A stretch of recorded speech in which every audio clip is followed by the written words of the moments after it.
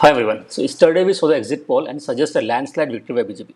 In the past two exit polls, the winning party had gained more seats than the exit polls prediction, right? So if you consider that record, there is a slim chance of NDA crossing the 400 barrier. If that happens, there are a lot of stocks on energy drink jumping high in a very short period of time. We have seen those parties where people on energy drink starts with a high excitement but don't last long enough and eventually sleeps. And the one which are in conscious state of mind, they start slowly but last longer, right? So our job is to identify the conscious ones in this party which can last longer throughout the party and then make us a better return. So in this video, we'll discuss few stocks based on the manifesto of BJP and sectors which they are focusing a lot. So now it's your job to identify which stocks is high on energy and which stocks has a sustainable run based on the valuation and everything. I'll give you the my list of stocks. You can identify yourself, and this is completely at your own risk. This is not a recommendation video. This is completely my personal opinion and personal suggestion. You can make your own list of stocks and go and invest in them.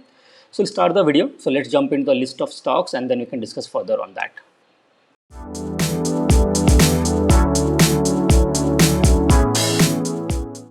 So the first sector what we discuss about today is going to be railway sector. So railway is very high on energy always in the past 1.5 year. So predicting this particular government when it comes to power, they will focus again on railway because there is a lot of scope in railway in terms of development, in terms of improvement, and in terms of reorganization, everything, right? So if you go for railway search, just search for RVNL, probably get a list of stocks which belong to the sector, but the problem in the sector is that everything is very high on valuation, right? Everything. Railway Vikas Nigam is at 54 is the P, which is very high. I'm not saying it will not move from here, but still it's very, very high. Then if you go for Railtel, so Railtel itself is very, very high. It's not Railtel, it's, Railtel Corporations of India Limited. So if you see the P is 50, if you see the past run up, the past run up has been, past P was almost 15, 16 kind of thing, reached 75, it has corrected to 50. So there is scope of here which I see. If then again you have to go to the valuation of and the kind of revenue generated and all those things. But the point is that there is a lot of stocks which have run up a lot, and the risk to reward ratio is very less because if anything happens to the growth, right? So if the growth parameter is getting hampered, then you will see the impact of gravity in this particular stock. So you learn how the Newton's apple worked, right? How it fell from the tree to the ground. So these stocks will behave like that. If anything wrong happens in the growth, and if any chance government choose to leave the focus out of railway, it's very unlikely to happen, but still. So the thing is that we have to find the stocks which has optimum growth potential still intact with them to find a good stock in this sector. So Railway Corporation of Railtel is something which I'm not going to touch. The reason is very simple. I am focusing a lot on the peg ratio for any sector specific stocks which is on the bullish side, which have run up a lot. So in the case of railway, this is something stock Jupiter Wagons. This is something which I was reading a lot. Jupiter Wagons. Okay, so if you see about Jupiter Wagon, there is one thing good about it. The peg ratio is still less than 1. So if peg ratio is still less than 1, that means the earning is faster than the price. Okay, so basically it's the price earning growth ratio, peg ratio. So earning price earning per share and the growth rate. So if it is less than 1 or less than 1.5, you are on a safer zone. So Jupiter Wagon is something which I am considering myself if you want me to consider something from railway stock. So Jupiter Wagon is one of them. RVNL we already discussed. So similarly in the Jupiter Wagon there is something called Titagar Rail also. I'll just show you why I am considering Jupiter Wagon and why not Titagar Rail Systems. Because both of them does the same thing. Create wagons and everything, right? So their P is 66. This is the reason I'm not considering, even though the peg ratio is better than Jupiter Wagons. But I personally considered Jupiter Wagons on behalf of Titagar Rail System. So I've not invested yet, to be very honest, but I'm considering Jupiter Wagon. But I'll go through this Titagar Rail system again and see what they are doing, because as per the con call of Jupiter Wagon, they're focusing a lot on the ancillary products of wagons. For example, the wheel sets they are trying to develop and create a manufacturing for wheel sets that will add an extra revenue for them. They're focusing on a lot of new style wagons which are first in the industry.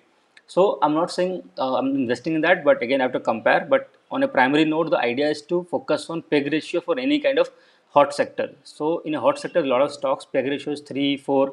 It's very high peg ratio. If it is less than 1.5, you can still go ahead and bank on the sector. So this is about railway sector. Now let's go into the power sector, right? So power sector, sorry, power you cannot write. So power sector have a lot of stocks. Three or four I'll show. Again, this sector itself has a lot of movement happened in terms of renewable energy. So any company which is doing anything or renewable sector, they are seeing a lot of run up, right? So this is something Tata Power, right? So Tata Power has a good market cap, 1,39,000 crore, but still it's not something that cannot double from here. There is a chance, very good chance that it can double from here. 1,39,000 crore. A lot of company has jumped post COVID, increased the market cap 3 to 4 times, and this has done also in similar lines. But still, the scope is there. Now, why Tata Power company and not everyone else? So let's go to power and let's see how. So if I click on power generation and distribution, the sector, then you'll see 32 stocks. Here is a peg ratio, right? If you filter by peg ratio, then you'll see there are stocks which a peg ratio 42. Imagine you are paying 42 as the earning growth ratio for a company that is non-sustainable at all. It might jump, it might give you some kind of run up, but this is unsustainable to even invest for a long term or even for a fundamental point of view. So if I sorted that out, so my basically starts from here 1.29 and then 1.26 kind of thing.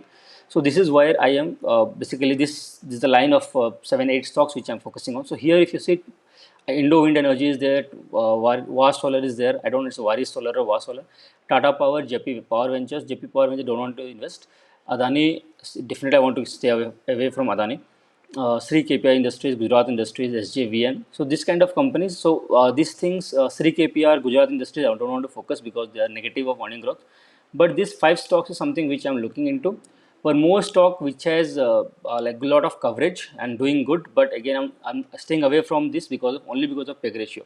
So there is something called FDRE. So FDRE basically is the full stack of power generation where you generate power, you keep the power storage in a BESS something, battery energy storage solution, and then you provide power to the or the establishment, commercial, residential, whatever the contract says at every point in time. Like it's say all time availability of power to the businesses or anything like that. So if you go and research FDRE, probably you can get it right. So FDRE, what it says FDRE. So what is the FDRE project? So basically, if you see here, so FDRE model of projects aim to achieve 100% round the clock renewable energy at an individual project level. Okay, so this is what FDRE says. So Tata Power and JSW Energy focusing a lot on FDRE. And FDRE has better margins and it gives a barrier of entry to other companies. So not every company can enter the FDRE because it needs some kind of technical know-how and a lot of monetary power as well, where you cannot create this entire projects if you are not a lot on the money side strong, right? So JSW Energy raised this QIP only to focus on setup of FDRE projects. Basically, they didn't say that, but the idea is to focus a lot of FDRE projects and get a better margin out of it.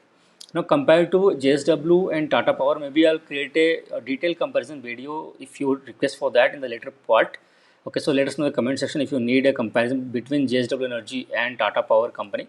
But in a nutshell, the one of the reason why the P ratio of JSW Energy is much higher than Tata Power is that they have much better margins compared to Tata Power. If you see here, this is a operating profit margin column. This column is operating profit margin.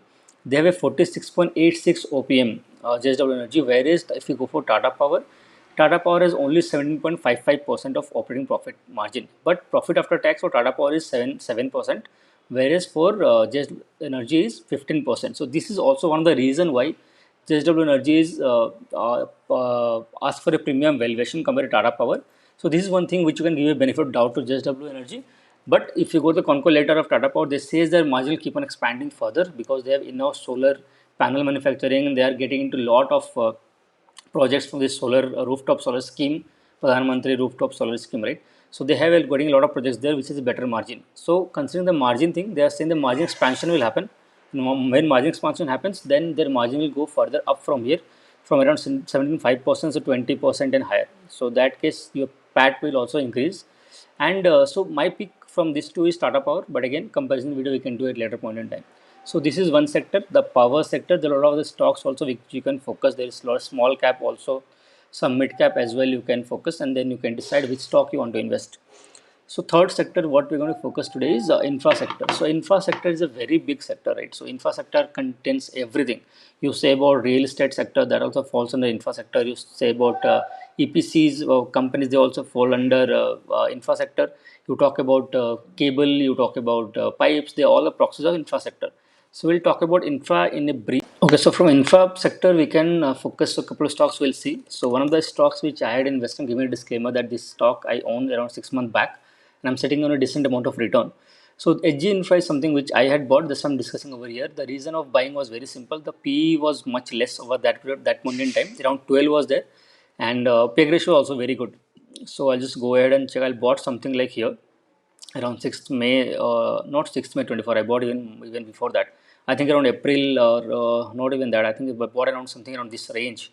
Because if we go and this look over here, then the P ratio was somewhere close to this range around 9 or 10, right? So this is something where I bought because of this comfort of mind. The P ratio and PEG ratio, I bought this stock. So you can go ahead and find similar stocks which has a good PEG ratio and good P ratio. Still, the PEG ratio of NG Infra is comforting.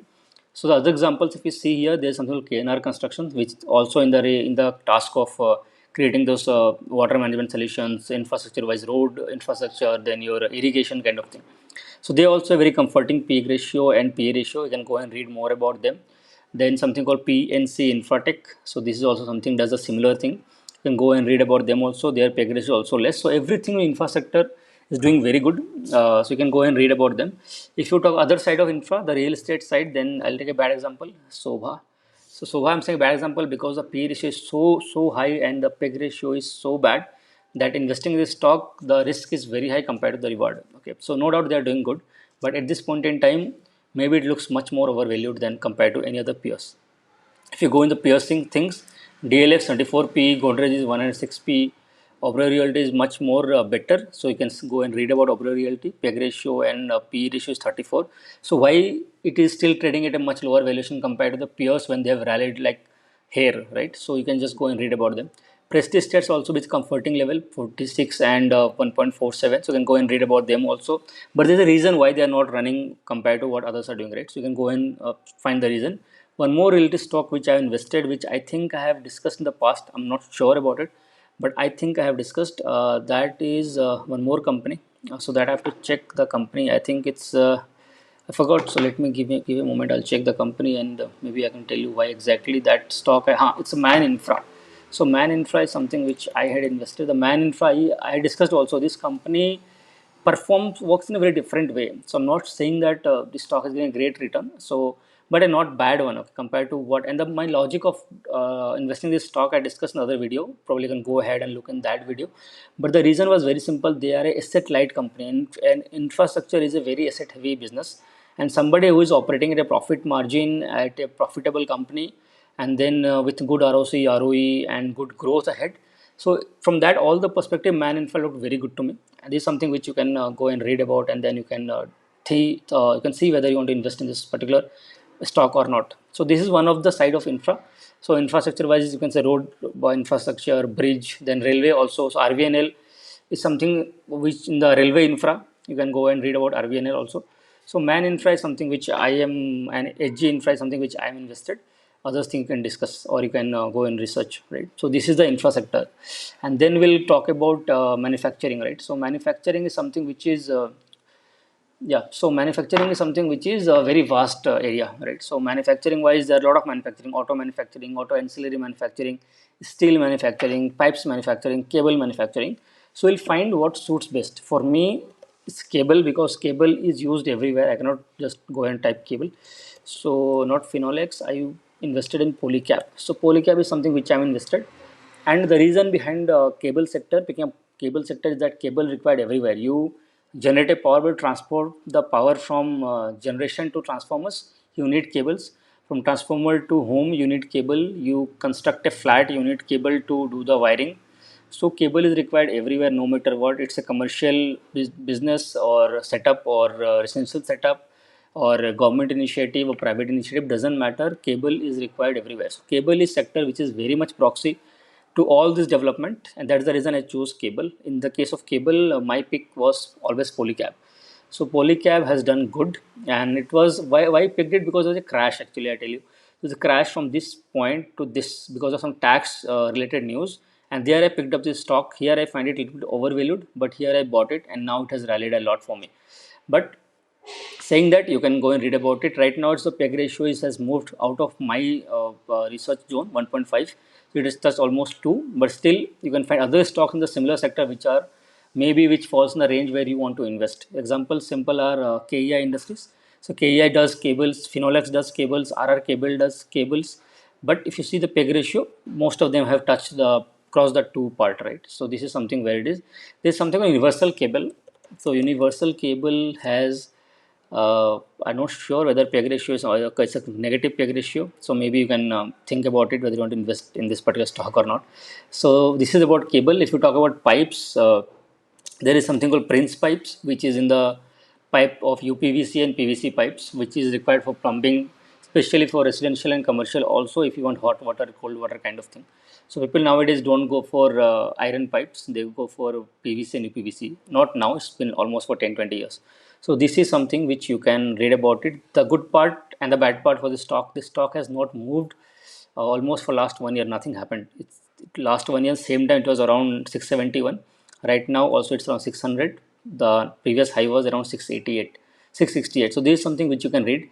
P ratio also it was very high, then it fell down and it's rising up. So this is something which you can go and think about why Prince Pipe is going through a consolidation and why it is not rising. Is it because of the cost of materials? Is it because they're not getting a lot of orders? What's the reason behind it? It needs more research, and this is something which you can decide to read or not. Prince pipe, then other example is Venus pipes. Venus pipes into steel pipes basically, but their P ratio is very high, but peg ratio is still comforting. So there's a balance you need to do. Debt is 149, net profit is 86, not bad. But if you see their capex, whether doing any capex or not, so current work in progress is 122. Previous capex what they did was highest ever, 122.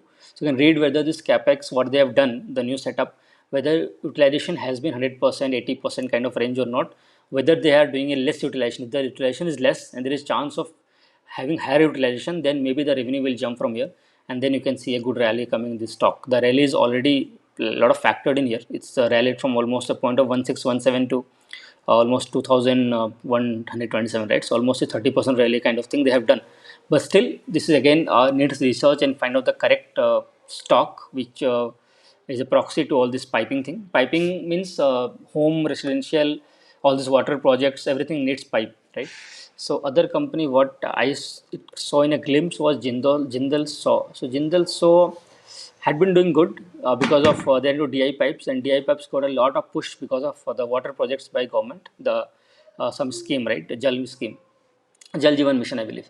So they got a rally from around 227 to 598, almost three times rally. But they again gave 15% correction where they are 10 to 12% correction where they're 538. So the P is very good. The P ratio is very good. So you can go and read more about them, what they are doing, and how they operate. So if there's opportunity, then definitely you can go ahead and invest in this stock. So Jindal Saw is something which I'm interested. I'll read more about it. So this is from the infra sector. Now there is something which is lot of push from the government is digital infrastructure, so digital public infrastructure (DPI). So one very big, very popular proxy, not so very big, but a very popular proxy of this is Protean egov. So Protean egov was previously called NSDL Governance Infrastructure Limited. So this company is direct proxy for the DPIs by the government, right? So all the Aadhaar verifications, all the PAN card applications, all they have some stake around 5% in ONDC also. So they do a lot of things in the background for the government and for the private sectors also to an extent. These digital verification kind of things. So this company on a paper looks very good. We can see a lot of digital push by government. We can see people are going through a lot of digital innovations happening here on mobile, on websites, things like that. So we think that what this company does, this PAN registration, Aadhaar verifications, then ONDC. So this company should make a lot of money and should grow very fast. So that is a belief on paper, but if you go ahead and read their quarterly revenue and yearly revenue, something is wrong that all these data points doesn't convert into revenue. The sales is 157 and sales is 222. Nothing happened significantly. If you go to profit and loss of year wise, then 755 in 2019 and 882 in 2024. That is when the government is focusing a lot of the digital innovations. Then also this company is not able to make money. If you say about revenue, it's 124 crores profit in the year 2019, and then 97 they have now. So they have gone down from there. So even after this kind of environment where they should make more money, they're not able to make. That means there's something wrong with the company. So recent interview by the I think chairman of this company was on CMC TV 18.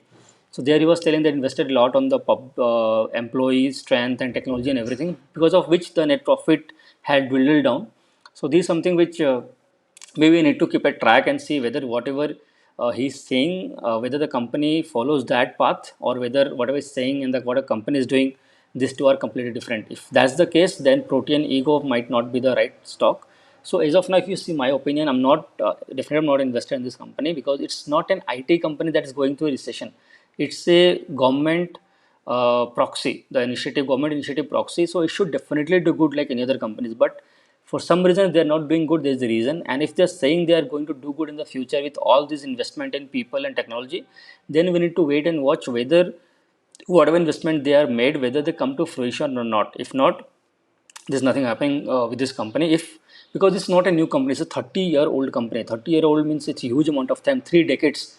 They're a company which have done a lot, which have done wonders in 3 decades.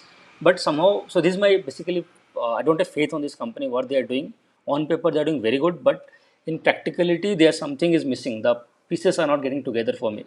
So Protean is Govi is something I'll try to keep myself away. So next sector is pharma sector, right? So why pharma? So if you go to government manifesto, the BJP government manifesto, they says they want to make India as the API manufacturing hub. So if you talk about API manufacturing hub, they want to make, they might give some more kind of regulations, some kind of more kind of they used to give, right, some discounts and some kind of tax relief if you do this kind of, I don't know what this called, I forgot, but some kind of offers from government, right? So if that happens, then maybe the API companies will do good. So granules is something which is very popular in this sector, but granules, the problem is their so granules is doing good. Sorry, granules is not the problem. Problem is Laurus Labs. Sorry, I forgot. So Laurus Labs is the problem. So problem Laurus Labs is the high stock P and then very high peg ratio, and they are a very popular company. But because of this, something which I'm planning to stay away from Laurus Labs. Granules is in the on the other term. Granules was very good. So granules in terms of P ratio, in terms of peg ratio is very comforting, though it's more than 2, but compared to the peers, kind of comforting. So there's an opportunity to read more into granules, what they are doing, what their capex happening, what their plan, where they want to bank on the government initiative of making India as a API manufacturing hub. So if we go read more into that, maybe we'll get an idea what's happening. But as of now, on paper, Granules looks much better than Laurus Labs. So if you see the current work in progress, 260, previous they did 239, previous to that they did 356. So there's a lot of capex happening in this company. If you see combined last, uh, like before COVID 2019 2024, they have done almost close to 2000 crores, 1500 crores of capex. So that is a huge amount of capex. Now where they are doing this capex, what is the output of those capex, whether they are able to materialize the capex into revenue or not, that is something we need to read further and see whether that is happening, right? So if that is the case, then granules can be a big beneficiary for all these API things happening. Then other company which is doing very good, and I think it's a much better shape even compared to Dr. Granules. So Dr. Reddy's, the P is very good, the peg ratio is very comforting, so it's a very encouragement numbers to go and read about them. Their debt and profit is also very good. The debt is very negligible. The profit itself is so big that they can pay off the debt. So if you see from that perspective, the further research becomes easier. So Dr. Reddy's Lab something which I would go and read. The market cap is also good, 1 lakh crore. So they are a large company. So we can go and read more about them. So Dr. Reddy is something which we can talk.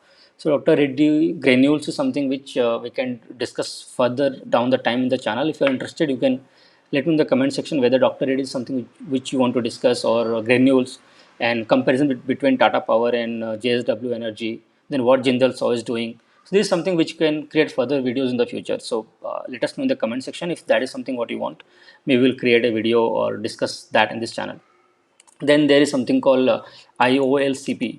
So IOLCP is one sector, one stock, also in the API sector. This has a lot of run in the post-COVID era. If you go in last 5 years, right, price, see this has jumped a lot here from around 170, 180 to around 1000 rupees, right? So 852. So I was also investor in this particular IOLCP and got the benefit of run. So I think I invested somewhere around 256 and I exited it around 800 something, like not 800, yeah, 800 something exited, and then it has a downfall. Okay, so I was lucky to exit on the top. This was not predicted kind of thing. So this is something which I'm seeing that IOLCP also can do good. They had a monopoly. They create something which is required for paracetamol, and they are the largest manufacturer. I think third largest in the world and largest in India, something like that. So we can go and read about them also. Though the peg ratio is negative, but again, since I invest in this company, I know what they do. So maybe you can go and read more about IOLCP. So this is the pharma sector basically. So we have discussed about railway sector, discussed about power sector, we discussed about infra sector, we discussed about the proxy for infra, we discussed about medical stocks, this is not medical, the basically pharma stock. Then we discussed about digital public infrastructure sector, also what government is pushing. Then one more sector which can do very good is the housing finance sector. So when I talk about housing finance sector, uh, don't go for Shobha and Brigade and this kind of developers. They don't support the housing finance in that way, because then we talk about the affordable housing finance. So they which are going to be proxy of the this kind of thing. So Pradhan Mantri Awas Yojana is there, right? So Pradhan Mantri Awas Yojana, what happens? They only give a certain amount to build a house. If somebody want to build on top of that, they will go for housing loan. So there where this housing adha affordable housing comes into picture. So affordable housing in that sector, if you see, then we have companies in the affordable housing sector. There is something called proxy of AU Finance. So there is some company for AU Finance. I forgot the name. Other.